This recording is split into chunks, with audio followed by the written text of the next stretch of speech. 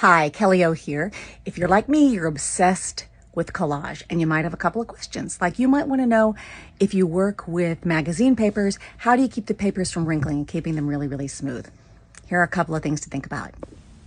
If you're working on canvas, you know it has a lot of give, which is harder to keep things flat when you're working with all these different papers than when you're working on, say, a board. Much easier with a hard board like wood. With canvas, you can still get a wrinkle-free look.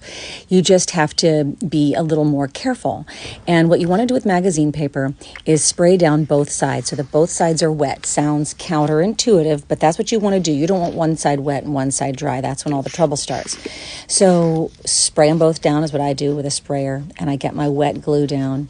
And some people use a drier glue, which I think might be easier, but I like to use the wet glue because I also incorporate some paint because I'm a mixed media artist. But this is fine. Just make sure they're both wet.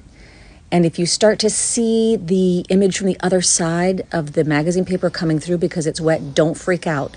It'll be fine. When it dries, you won't see through it anymore. It'll be just like you want it to be, I promise. So just smooth it over with your finger and you can see how flat it can be along with this paint on this finished piece. Now, a friend of mine, Jeff Rackley, uses double-sided tape, like permanent double-sided tape, not like the kind you get in the store, so that's important. But you also might want to consider to embrace the wrinkles. Here I have some transparency papers so that I can paint on them and layer them and you can see through them. The transparency papers will always wrinkle. Even if you layer those magazine papers, they're probably going to wrinkle too. That's hard to do.